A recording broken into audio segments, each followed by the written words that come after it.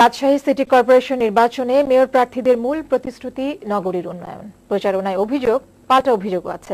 তবে সুষ্ঠু নির্বাচন হলে ফলাফল যাই হোক তা মেনে নিতে প্রস্তুত বলে জানিয়েছেন প্রধান দুই মেয়র প্রার্থী। রাজশাহী প্রতিনিধি আব্দুস সাত্তার ডলারকে সাথে নিয়ে রিপোর্ট করছেন শেখ নজরুল ইসলাম। ক্যামেরায় ছিলেন শেখ জালাল।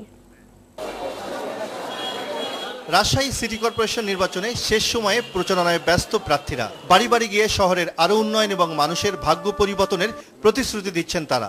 আমার কাজগুলি দৃশ্যমান যেগুলি হয়েছে সেগুলি শুধু কাজই নয়, সেগুলোর সঙ্গে একটা শৈল্পিক ছোঁয়া আছে। এই আগামী দিনের রাজশাহী গড়ার স্বপ্ন, সেই স্বপ্ন জনগণের কাছে প্রত্যাশা দিচ্ছি। ভোটাররা বলছেন প্রার্থীদের প্রতিশ্রুতিতে বরাবরের মতো তারা গা ভাসিয়ে দিতে চান না, বেছে নেবেন এবার যোগ্য প্রার্থীকে। রাজশাহী শহর উন্নয়ন প্লাস শহর যারা বসবাসকারী অধিবাসী তাদের সুযোগ সুবিধা বৃদ্ধি। রাজশাহী সিটি উন্নয়নের জন্য একটা যোগ্য প্রার্থী ভালো যে হবে আমরা তাকেই চাই। রিটার্নিং কর্মকর্তা জানালেন, নির্বাচনে যাতে সবাই সমান সুযোগ পায় সেদিকে লক্ষ্য রাখা হচ্ছে। কেউ আচরণবিধি ভঙ্গ করলে ছাড় দেওয়া হবে না বলেও জানান তিনি। মারাত্মক ব্যত্যয় আমরা আশা করি না, কারণ আমরা তো মোটামুটিভাবে যে খবরাখবর পাই এরকম ঘটার কোনো আশঙ্কাই নাই। জমজমাট প্রচারণার পর সুষ্ঠু নিরপেক্ষ নির্বাচনের প্রত্যাশা রাজশাহীবাসীর। রাজশাহী সিটি কর্পোরেশন নির্বাচনের প্রচারের জন্য আর মাত্র 3 দিন বাকি।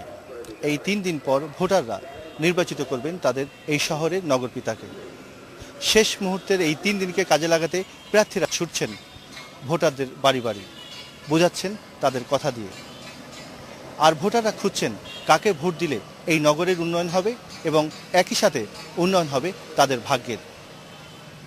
Sheikh Nazrul Islam, Baishakhi news, Rajshahi city corporation, Rajshahi.